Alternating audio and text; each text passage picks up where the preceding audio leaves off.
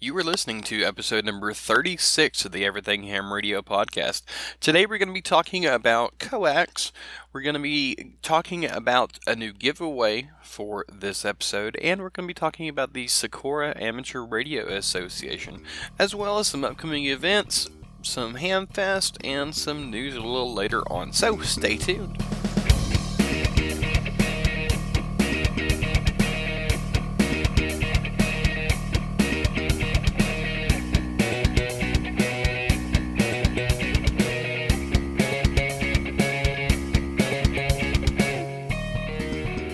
Hey everybody, and welcome back. If you are a long-time listener, or welcome to the Everything Ham Radio podcast.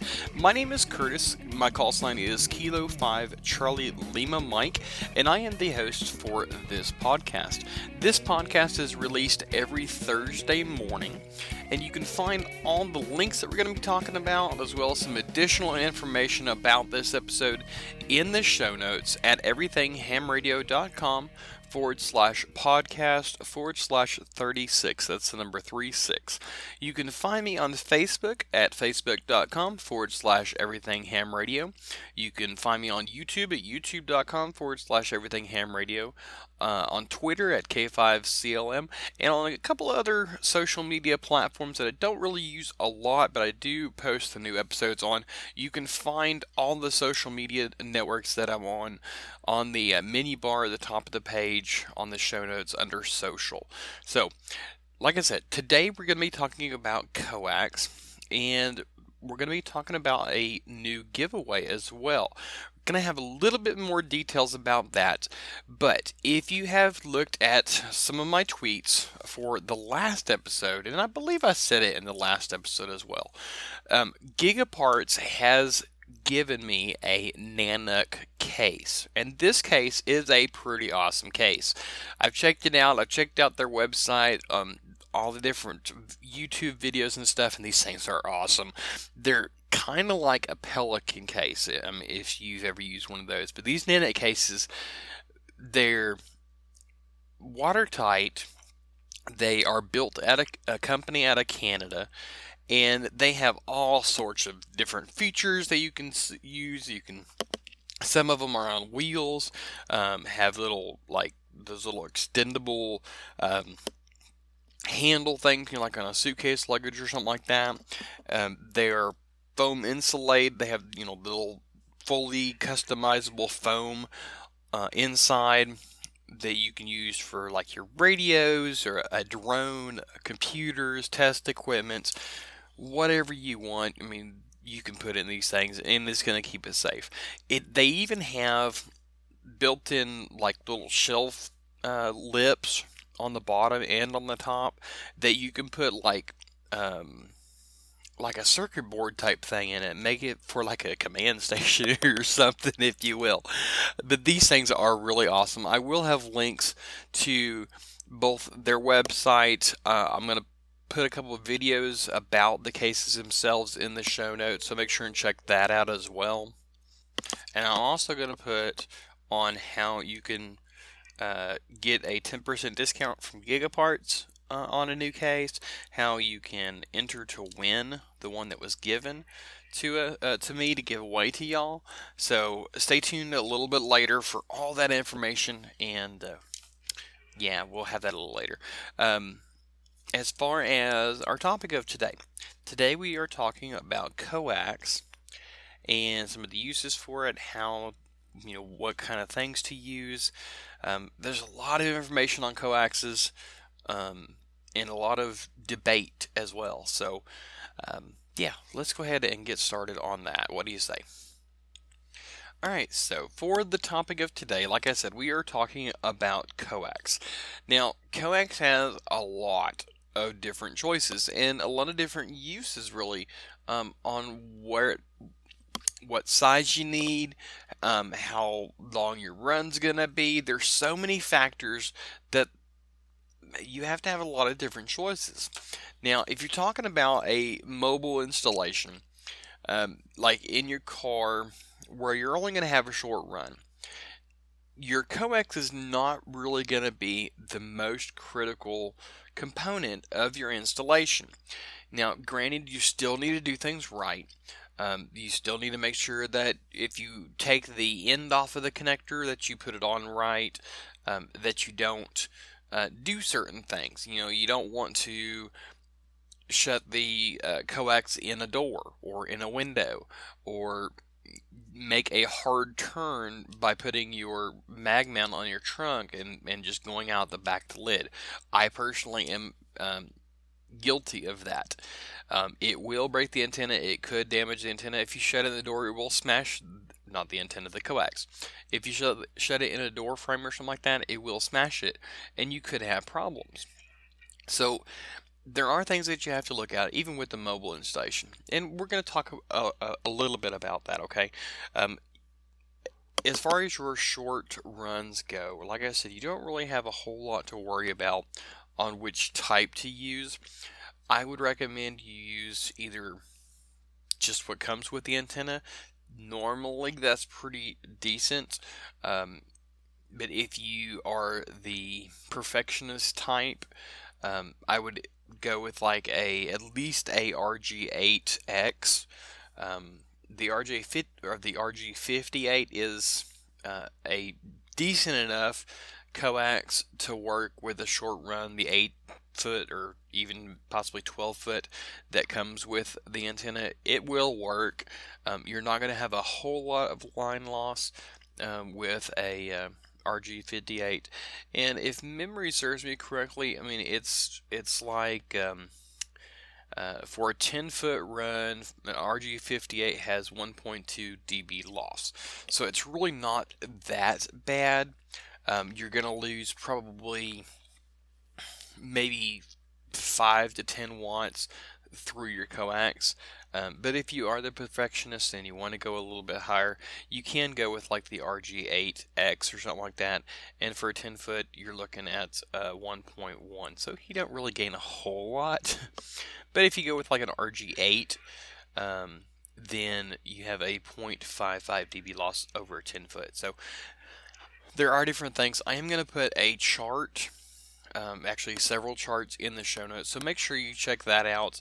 Again, you can find it at everythinghamradio.com/podcast/36. I'm going to have a list of several different coax types, what their line loss is, and stuff like that. Now, when you're talking about line loss with coax, you're talking about over 100 foot typically. So if you have a short, okay, let's say like, for example, you have a pizza coax that has a 3 dB loss over 100 feet.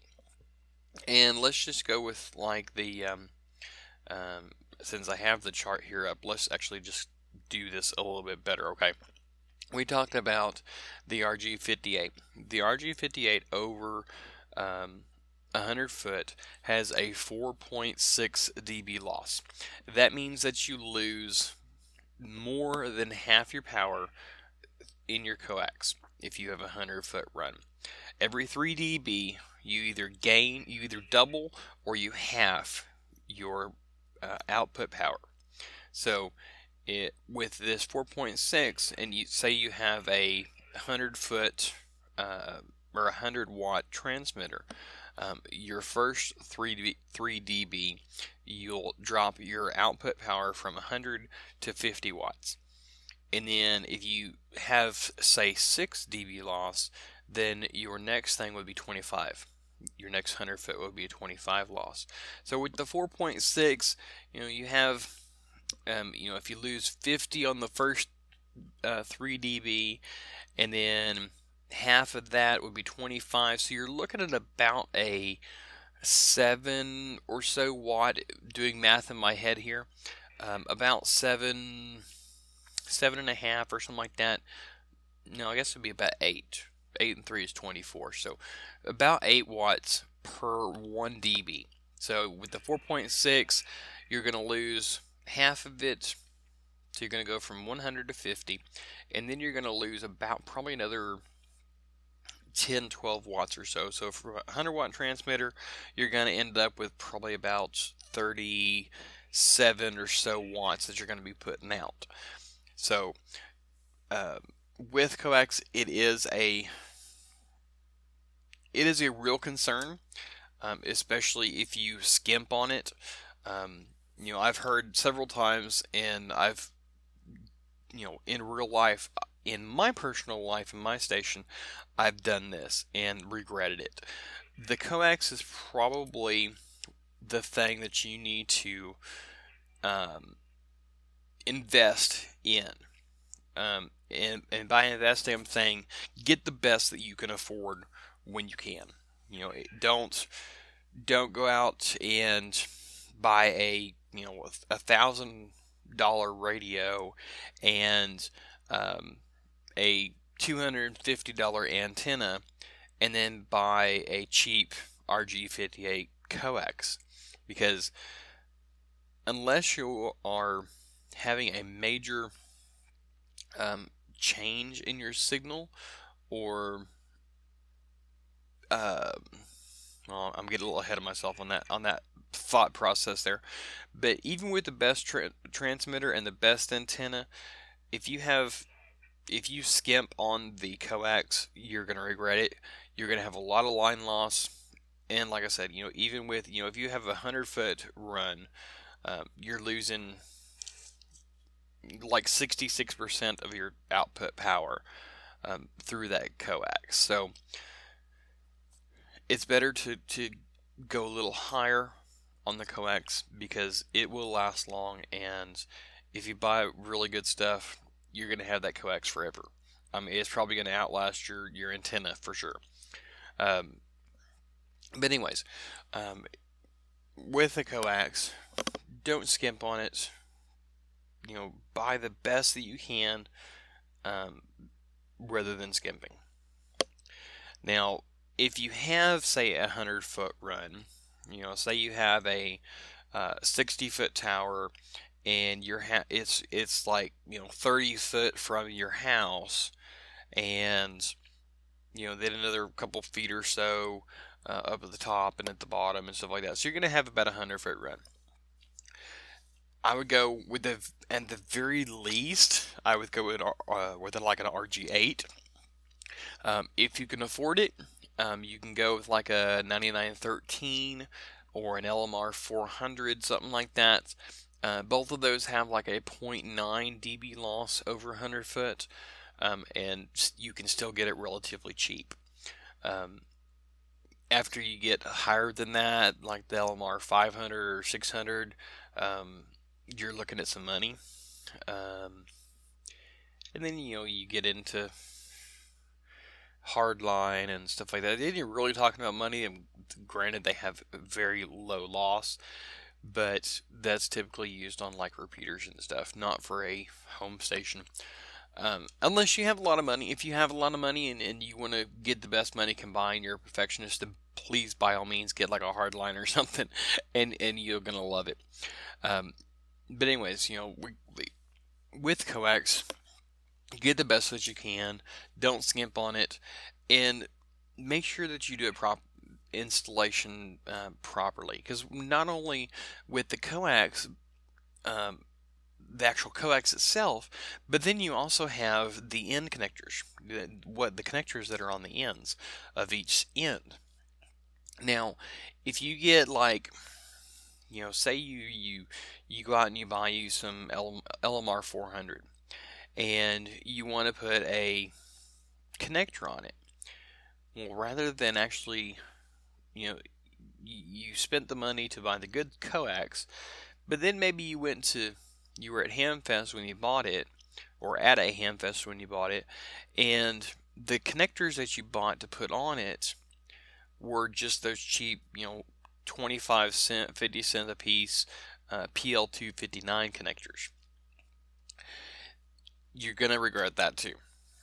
Because a lot of times those cheap connectors, they are very poorly made. They will not stand up to heat as well as far as when you're soldering.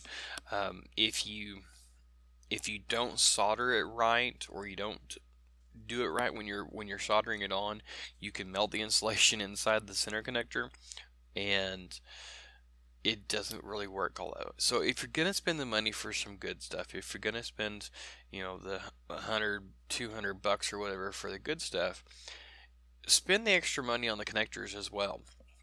And if your heart is just absolutely set on the PL259 type connectors, there is some out there that are not cheap, but they are good. You can get some that are like silver plated, which is good because then it won't rust. That are more durable for soldering and stuff like that. So there is those. I believe you can buy some from Mauser that cost about $5 each, and they're good.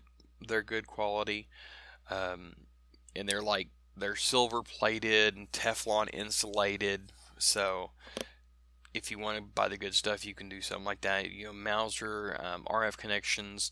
I have several links on my website that I can't remember right off the top of my head what exactly they're called. They're like Coax Masters or something like that. I'm going to try and look it up here while I'm talking. But anyways, don't skimp on the coax. Don't skimp on the connectors, because both of them are very important, and both of them can be very detrimental, maybe it's the word I'm looking for, when it comes to line loss and problems. Okay, so the company that I was talking about is called Field Components, and there is a link on my links page to them. And they do a lot of coax and stuff like that. So there are several out there that are good companies that you can get stuff from. So anyways, we've kind of got a little off from where I originally wanted to start. And I have several different websites that I've found talking about coax. And if you remember back a few episodes ago, we had Alan Applegate, I believe was his name, K0BG, on, and we talked about mobile installations. His website, k0bg.com, has a very nice write-up about coax, about ends, and things to do, things not to do, so on and so forth. It's a very good read, and I will have a link to his website in the show notes, so definitely check that out. And in that episode that he was on, we talked about coax a little bit, and things to do, things not to do, and stuff like that. But definitely go back and listen to that episode as well. But just to kind of highlight a little bit, you don't put them through doors, don't put them through windows. Your typical coax, you need like a 3-inch overall bend, I believe. So just imagine like a 3-inch ball or something. Your coax needs to wrap around that in order to not break it. So, putting it through your trunk lid is probably not the best idea because it basically does that hard 180-degree turn in like an inch or two. And like I said, I am bad at that. I am guilty of that myself. Right now, my antenna actually does not work because of several issues, but I did that on that coax. So yeah, don't put it through your trunk lid. Don't put it through your windows or your doors. Guilty as charged for me. As far as your house goes, there are several things, rumors, things that people believe, so on and so forth. But you really always need to have your coax hooked to some kind of lightning arrestor. Okay. But did these work? Yeah, maybe. They're supposed to, anyways. But you always want to have your coax hooked to some kind of lightning arrestor outside of your house.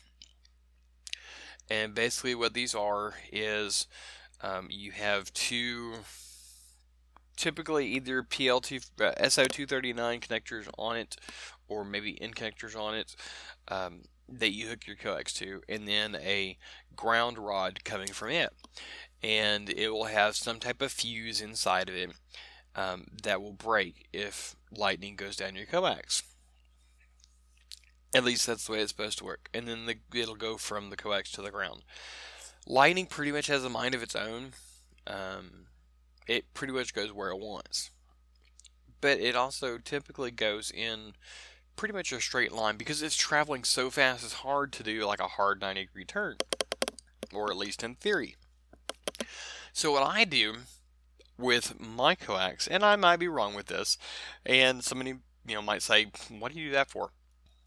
But with my coax at the top of the tower and at the bottom of the tower, for that matter, before I go into my house, or at least when I have my tower set up, right before you connect to the antenna, I always put a loop in there. Go straight up the tower.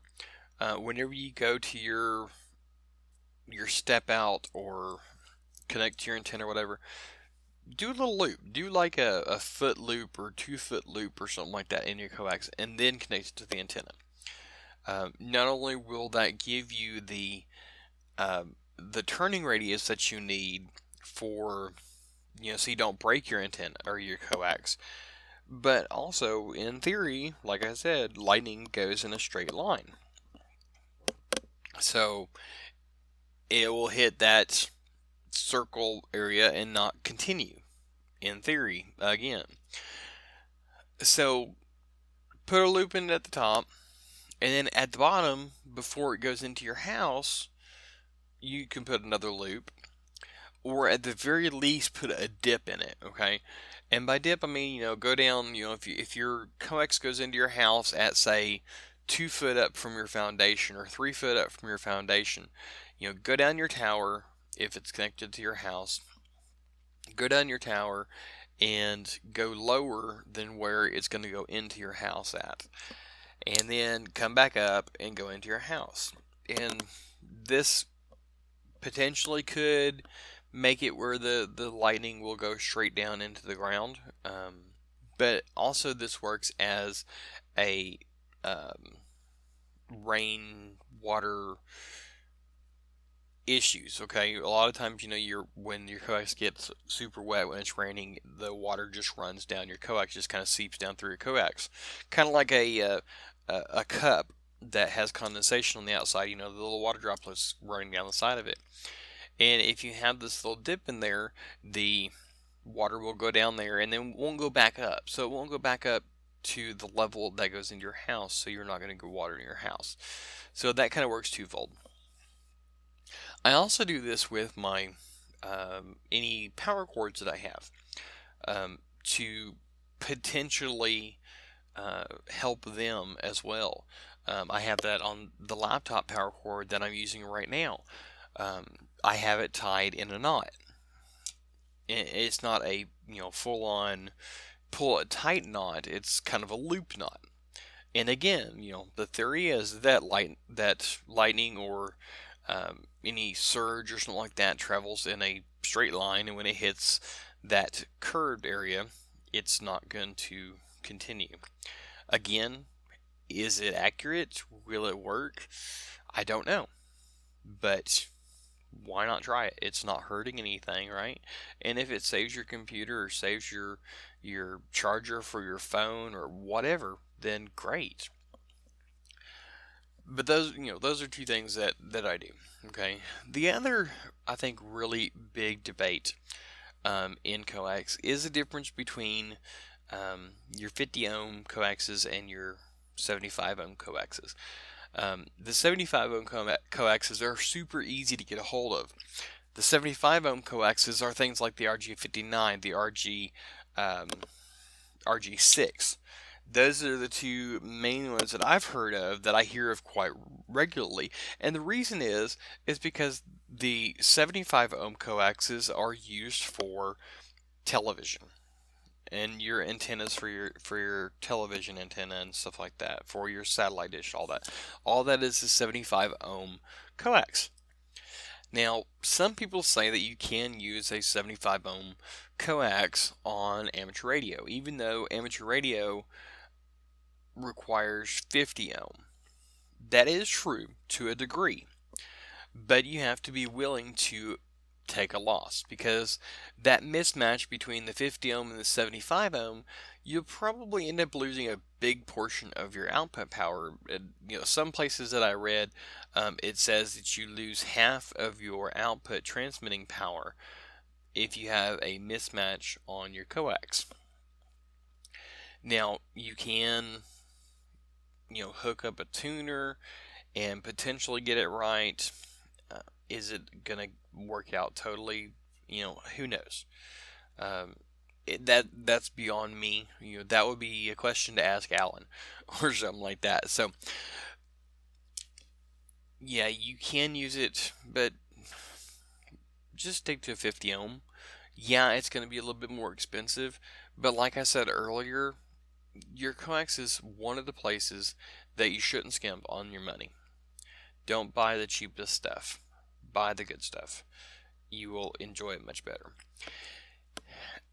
And as far as making you sound better, okay, on the receiving end of your transmission, or the receiving end of what you're hearing,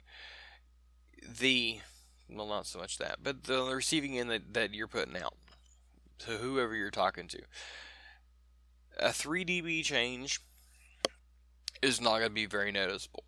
So if you have you're using RG58, for example, and you have a 100-foot run, okay, you're going to need about a 6 dB change to really notice anything on the receiving end or on other people's receiving your transmission. So if you were to take the 4.6 dB loss that you have on RG58 per 100 foot on 2 meters, you're going to need to go to at least like a really, really, really high dollar thing to have that kind of change, because the best you can do going, even at a reasonable rate, going from RG58 to say LMR 400, or even going to RG8, you have 4.6 dB loss on 2 meters. If you go to RG8 for the same frequency and the same distance, you have a 1.9. So you gain about 3 dB. If you go with like the LMR 400, you're going to have about a 1.2. So you're going to have about a 3 dB change. Is this worth it? Not really. Would I do it? Yeah, probably so. Just because of the line loss, okay?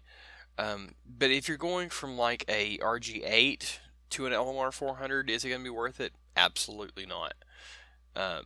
It's definitely not going to make any difference in either receive or your transmit. So it definitely would not be worth it.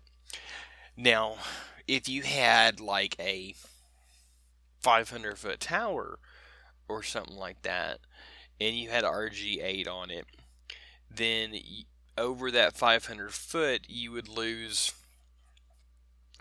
just shy of 10 dB in your coax.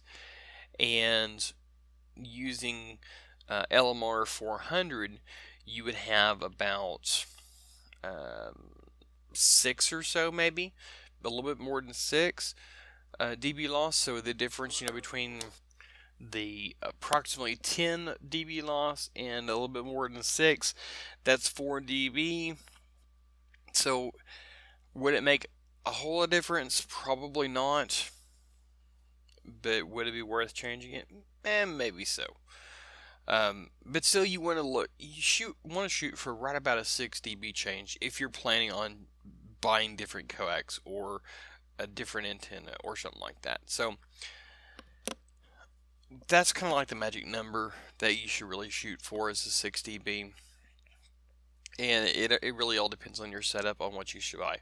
But as far as short runs or something, for your car, if you have a 20-foot tower, do like the RG8 Mini or the RG8X, even the RG8, really not that bad. But if you could afford it, do the LMR 400 or the 9913. They're great coaxes. They have really low line loss, so if you can do it, but at least like the RG8 or the RG8 Mini, something like that. So yeah, I guess that about wraps up all I can think of. Definitely check out K0BG's article that he has on his website about coaxes and the PL259 connector. I also have a link to the hamuniversity.com page that talks about coaxial cable and stuff like that. So definitely check those out. And yeah, so I guess let's move on to the next topic, which is our Amateur Radio Club Spotlight after this short break. Okay, a couple of quick announcements before we get to our club spotlight for this episode. I have a new kind of sort of phone app. You don't go to the App Store and download it like you would for an app. But this is a interactive bookmark type thing. So, I'm sure there's probably some way to do this on Android too, but as far as iPhones go, because that's what I know. I don't really know anything a whole lot about Android. Sorry guys, if y'all use Android. Anyways, on an iPhone, open this website in Safari, and you're going to go to everythinghamradio.com/app, APP. That's going to take you to the interactive mobile website type thing that looks like an app. In the share button at the bottom, there's an option that says add to home screen. Click on that button and it adds it where it looks like an app. And I'm sure there's probably ways to do this on Android, like I said, but I don't know how, so sorry. But anyways, check that out. You can listen to the podcast through that. You can go to the website. There is... I don't even remember now what there is. That's just sad.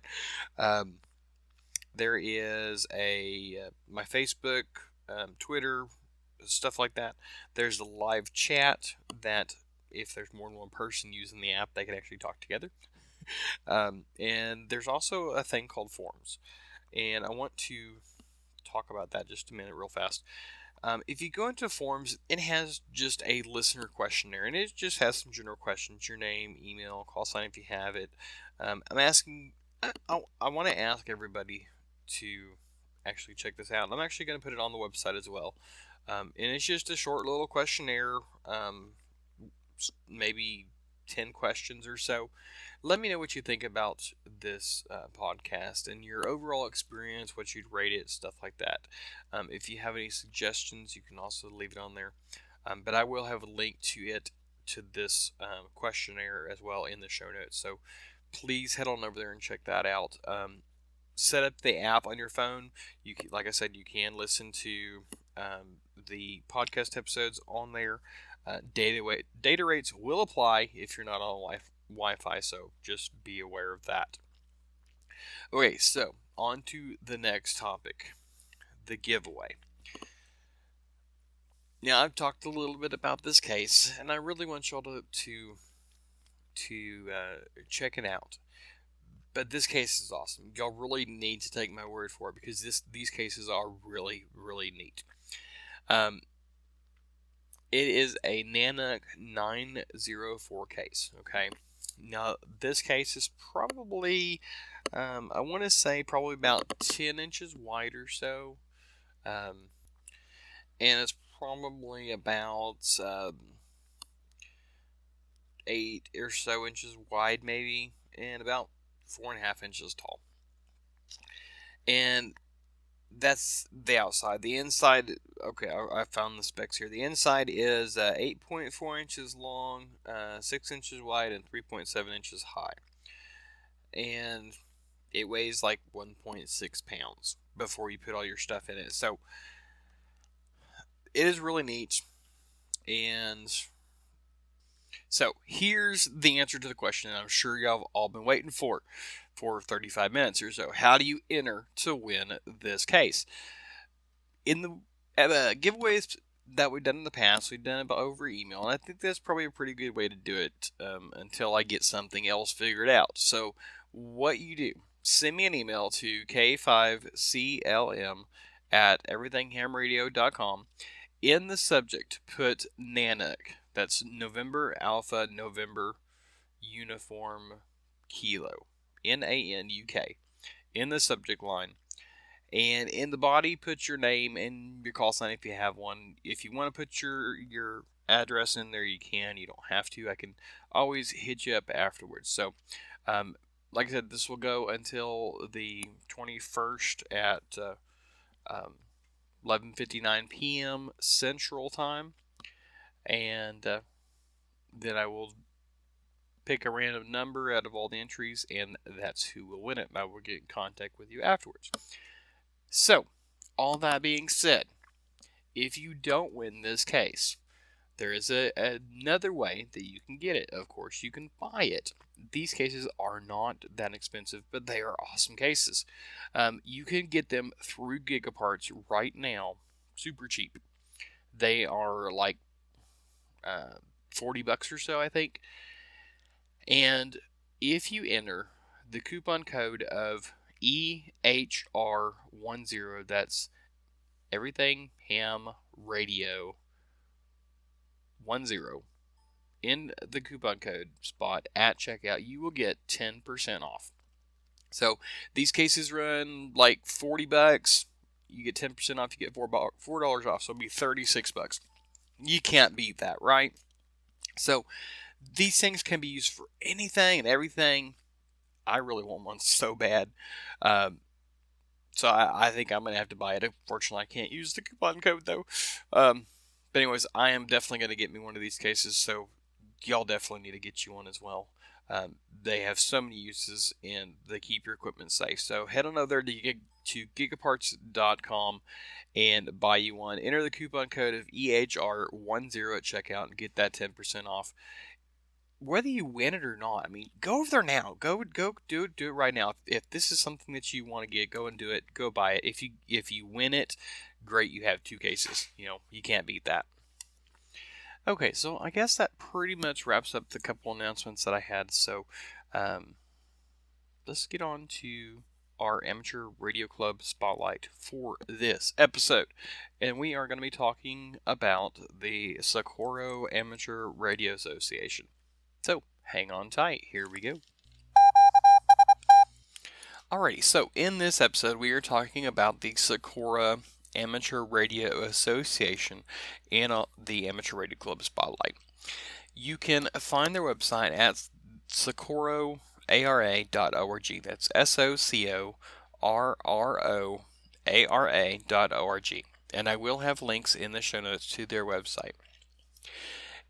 Okay, I'm going to read this pretty much word for word that I took off their website about the SARA. Here we go. Quote, amateur radio has been part of the landscape in Socorro since the 1930s. By mid-1970s, informal meetings of members and their families were occurring, and SARA made the transition to a formal association on May 1st, 1976.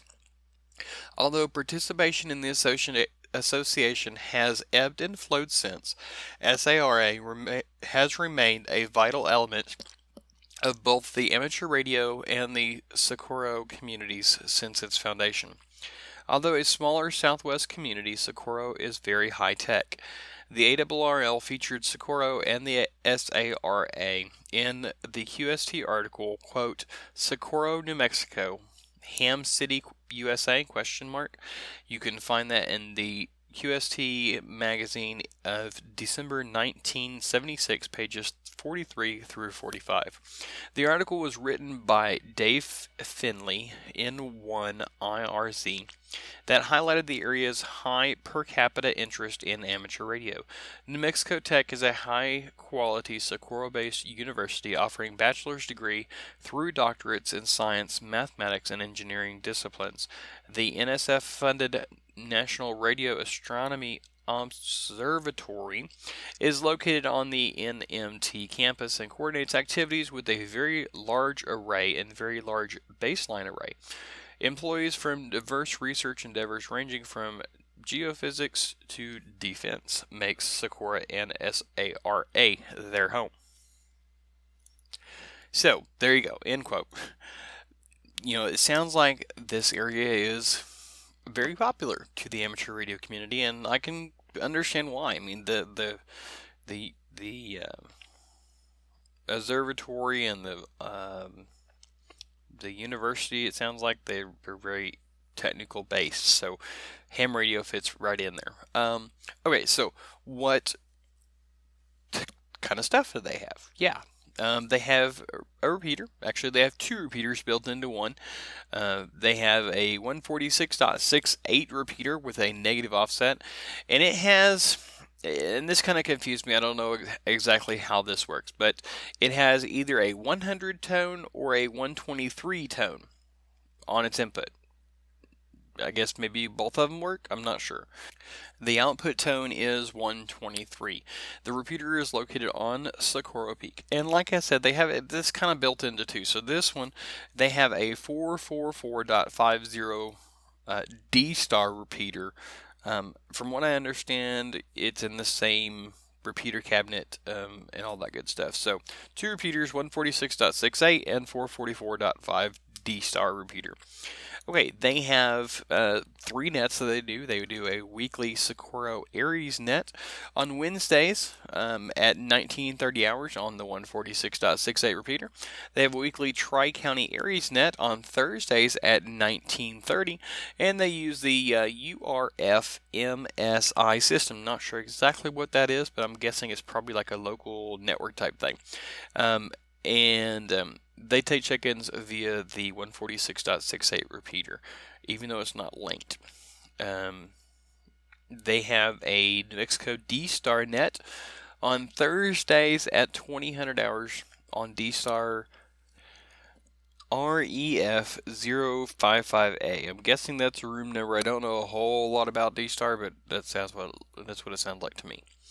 Okay, their meetings. The SARA club meeting meets on the second Wednesday at 19:30 hours, except for in December when they have like a Christmas social like most people do. It is at the Socorro County Annex at 198 Neal Avenue.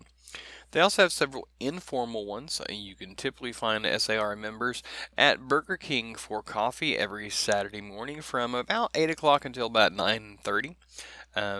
You can find them at Capitol Bar on the Plaza for Weenie Wednesdays. They will be out on the patio if there's good weather beginning in late afternoon. And Twisted Chili. That is Friday happy hour beginning at 5:30. Again, they'll be on the patio if they have good weather. This club also, they do DX, they do QRP, digital modes, community services, field day, all types of stuff. They sound like a really awesome club. And they have a Hamfest that is coming up real soon. It is on October the 15th from 8 a.m. till 2 p.m. So definitely, if you are going to be in the Socorro, I guess maybe is how it's pronounced, county area, right around October 15th, make sure you stop in there and check out their Hamfest. It sounds like it's a pretty nice Hamfest. So that about wraps it up for the club spotlight. Let's head on over to talk about upcoming events and a little later Hamfests. Are you looking for some new radio equipment? Maybe a computer for your ham shack? Or maybe you just need to find that piece from your tower that fell and you need a metal detector. All this and so much more can be found at Gigaparts. So head on over to gigaparts.com and check them out. While you're there, check out the Nana cases. These things are great cases, waterproof and hard plastic cases with soft foam insides that are totally customizable. Check them out, find one that you like and buy it. At checkout, enter the coupon code of ETH036 for 10% off of your purchase of your Nana case. So head on over to gigaparts.com right now and check them out. Alrighty, so upcoming events. We have a lot of them. We're going to go through them rather quickly, but like always, all this information is in the show notes that you can find at everythinghamradio.com/podcast/36. First up, the EME contest. Work as many stations as possible using the Earth Moon Earth path. You can use frequencies above 50 megahertz, and it is on the third full weekend, running for a 48-hour period on, let's see, from 0000 hours UTC time on Saturday, the 24th, September 24th, through 23:59 UTC time on Sunday, the 25th. On this weekend, you can use from 2.3 gigahertz and up. There is also two other parts of this contest, which is on the October 22nd and 23rd and November 19th and 20th, which you use from 50 megahertz to 1.2 gigahertz from 1296 megahertz. So all submissions, log submissions must be done by December 31st, 2016, postmarked or email no later than 23:59. Okay, so the rest of these, that one I found on the ARRL website. That one was an ARRL sponsored one. The rest of these I found on my alternate contest calendar, the WA7BNM contest calendar. You can go to the show notes, click on the links for more information on these. So we're going to go kind of fast on the rest of these. So on September 23rd, from 1:45 Zulu to 2:15 Zulu is the NCCC RTTY sprint. The 23rd from 2:30 till 3 Zulu is the NCCC sprint. The 24th from 0000 Zulu to the 25th at 2400 Zulu is the CQ Worldwide DS Contest RTTY. On the 25th from 1200 Zulu, on the 24th from 1200 Zulu to the 25th on 1200 Zulu is the main QSO party. And also on the 24th from 1400 Zulu to 200 Zulu on the 25th. Also on the 25th from 1400 Zulu to 2000 Zulu is the Texas QSO party. Whoop whoop. On the 24th from 1400 Zulu to 1700 Zulu, and also from 1700 Zulu to 1800 Zulu is the AGCW VHF UHF contest. The 24th from 1700 to 2100 Zulu is the RSGB International Sprint contest for CW. The 25th from 700 to 1000 Zulu is the UBA on contest 6 meter. The 25th at 1300 Zulu to the 26th at 800 Zulu. And the 27th from 1300 Zulu to 800 Zulu on the 28th is the Classic Exchange phone. The 25th from 2000 Zulu to 2200 Zulu is the Peanut Power QRP Sprint. The 27th from 1900 local time to 2300 local time is the 220 megahertz fall sprint. The 28th from 000 to 200 Zulu is the SKCC sprint. From 230 to 3 Zulu on the 28th is the phone fray. From 1300 to 1400 Zulu on the 28th, and 1900 to 2000 on the 28th, and also from 300 to 400 on the 29th will be the CW Ops Mini CWT test. On the 28th, from 20 to 2100 Zulu, is the UK EICC 80 meter contest. On the 29th, from 1900 to 2000 hours, is the RSGB 80 meter club sprint on CW. On the 30th, from 145 Zulu to 215 Zulu, we will have the RCCC RTTY sprint. And from 230 to 330 Zulu on the 30th is again the NCCC sprint. On October the 2nd, 1400 hours. Nope, I'm sorry, the September the 30th at 1400 hours to October 2nd at 200 hours. The Zulu time will be the YLRL DX/NA YL anniversary contest. So all y'all YLs out there, make sure y'all check in on that or participate in that. Okay, on the 1st of October, from 0 hours to 2400 hours Zulu time, is the Terra PSK Rumble contest. October the 2nd, from 0 make that October the 1st, 0 Zulu, to the 2nd at 2359 Zulu, is the 15 meter SSTV dash contest. From 8 Zulu to 8 Zulu on the 1st. Okay, back up here. 800 Zulu on the 1st to 800 Zulu on the 2nd is the Oceania DX contest for phone. 1200 Zulu on the 1st to 1200 Zulu on the 2nd is the WABHF phone contest. Same time, 1200 Zulu the 1st to 1200 Zulu on the 2nd is the TRC DX contest. And also the GTC CW Cup. And also the Russian WW Digital contest. So there's like 1, 2, 3, 4, 5, 6 of them that are all going right about the same time on the 1st and the 2nd. So traffic jam, anybody? From 1600 Zulu to 1800 Zulu on the 1st, on 80 meters will be the International Hell contest, and from 900 hours to 1100 hours Zulu on the 2nd, on 40 meters will be the International Hell contest. From 1600 Zulu on the 1st to 2200 Zulu on the 2nd is the California QSO party. The 1700 to 2100 Zulu on the 1st is the Fitz Fall Slow Speed Sprint. 600 Zulu to 1000 Zulu on the 2nd is the UBA on Contest SSB.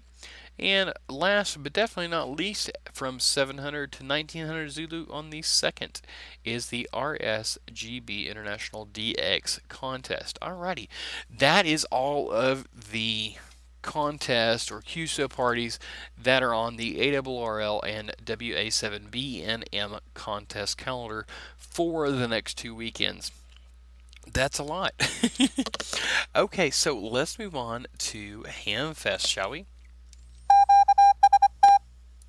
Alrighty, so very first, tomorrow on the 23rd will be the W4DXCC DX and Contest Convention in Pigeon Forge, Tennessee. On Saturday, the 24th, we have several of them. The 41st Annual Elmira International Hamfest in Horsehead, New York. Bloomington ARC Hamfest in Bloomington, Indiana. The Clark Annual Hamfest in Alexandria, Louisiana. Covington Hamfest in Covington, Georgia. The DVRA 2016 Hamfest in West Windsor, New Jersey. Freegate 2016 in Greensboro, North Carolina. The North Dakota State Convention, the RRRA Hamfest in West Fargo, North Dakota. The ORC Regional Fall Swap Fest in Cedarsburg, Wisconsin. Pasco County Hamfest in Odessa, Florida. The Pensacola Hamfest, and you guessed it, Pensacola. I cannot talk this morning, y'all. Pensacola, Florida. The Radio Expo 2016 in Belvedere, Illinois. The Reno Ham Swap in Verde, Nevada. Richmond, Kentucky Hamfest, and yep, you guessed it, Richmond, Kentucky. The San Joaquin Valley Section Convention Rally in the Valley in Modesto, California. Smarts Fest 2016 in Henderson, Minnesota, MN, I believe. And the Washington State Convention Spokane Hamfest in Spokane Valley, Washington. That is all for the 24th. On to the 25th, we have the Cleveland Hamfest and Computer Show in Barrera, Ohio, the Ocean Monmouth County ARC Tailgate and Hamfest in Wall Township, New Jersey. On the 1st, we have the 2016 Wichita Area Hamfest in Wichita, Kansas, the ARCOS Swamp Meet and Cookout in Shreveport, Louisiana, Ham Expo in Belton, Texas. I really wish I could go to this, y'all. This is like maybe 100 miles from my house, but unfortunately I work. Let's see. Next, Last Chance Tailgate in Plymouth, Minnesota. MN again. The MBARC Fall Fest in Fishkill, New York. Red Rose Repeater Association Hamfest in Brownstown, Pennsylvania. Rock Hill Hamfest in Rock Hill, South Carolina. San Diego Hamfest in Lakeside, California. The Valley Disaster Preparedness Fair in Granada Hills, California. And the Vet City Hamfest in Bowling Green, Kentucky. On the 2nd is the BARC Fest in Longmont, Colorado. And last but not least, the Southeast Iowa Hamfest in West Liberty, Iowa. That about wraps it up for the 2 weekends of Hamfest that we talk about in every episode. So head on over to the show notes at everythinghamradio.com/podcast/36 for links to all of this information and so much more. All right, now on to the news, and then we are done for this episode.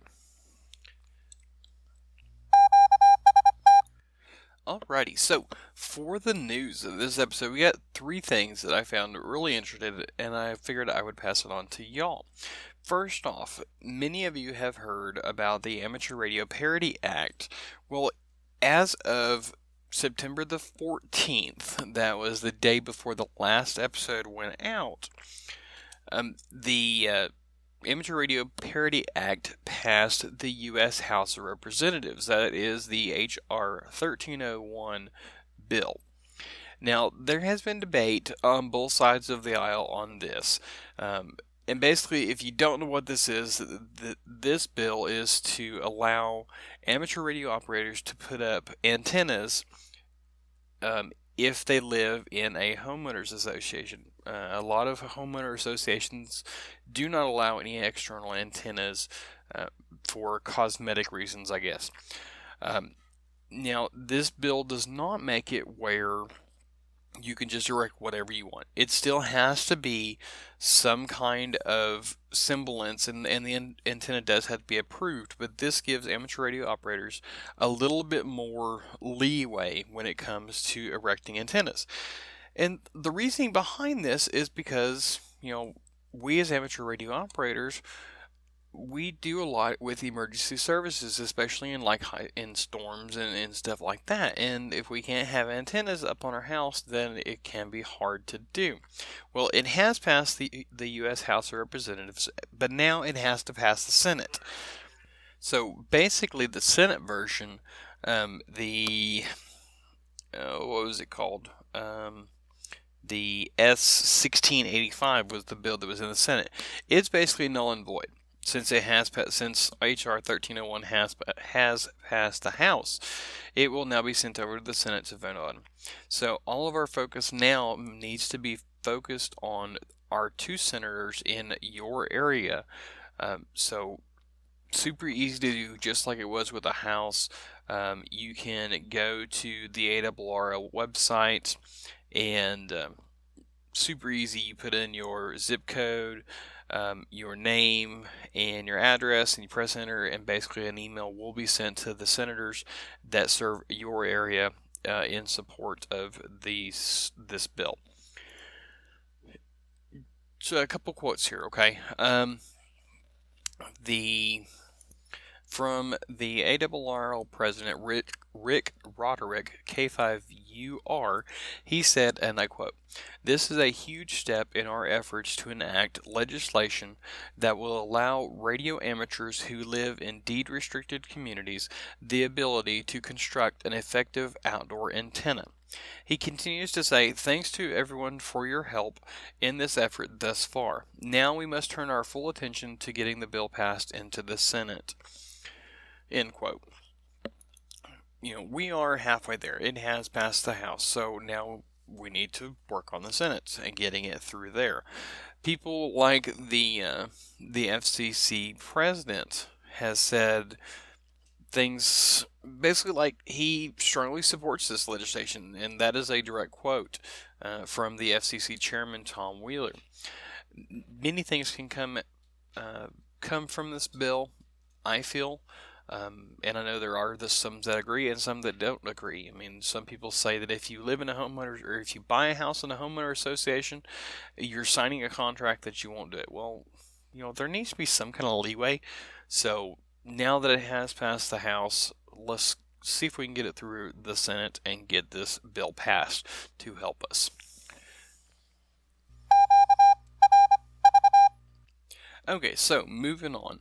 Last week in our Amateur Radio Club Spotlight, we highlighted a New Jersey club. Well, this week, there is a new section manager that has been appointed in northern New Jersey.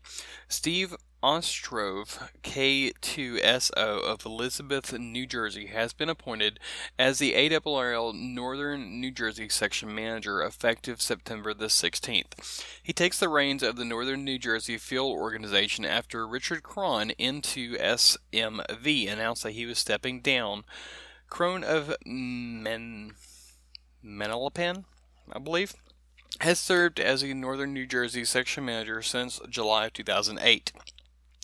ARRL Field Services and Radio Sport Manager Dave Patton, NN1N, received Cron's resignation and recommendation for his replacement. He then consulted the ARRL Hudson Division Director Mike Lizenko into YBB before making his appointment.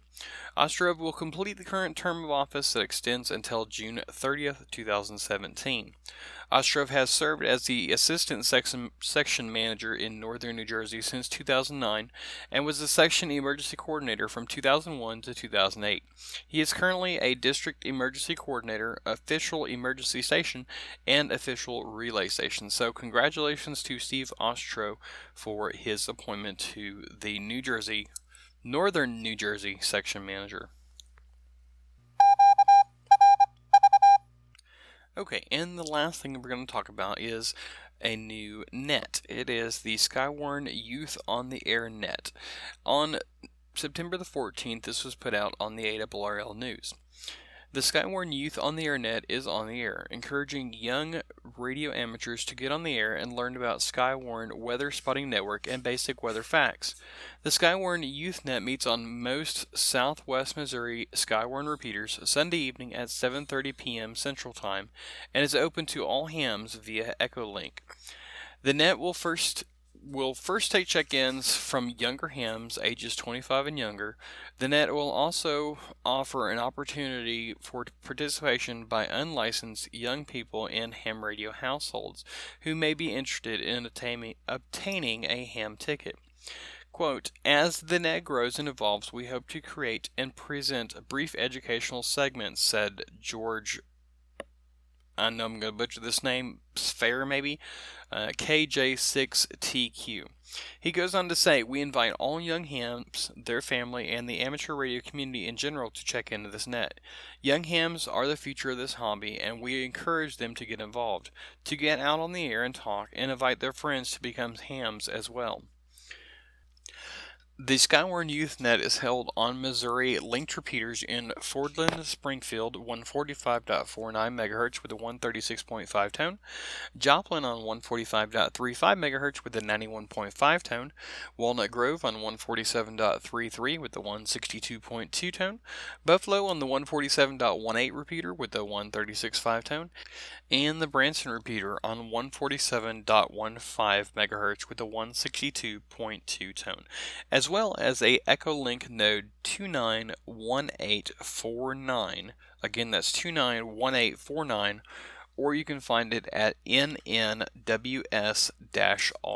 Thanks to George Fair, KJ6TQ.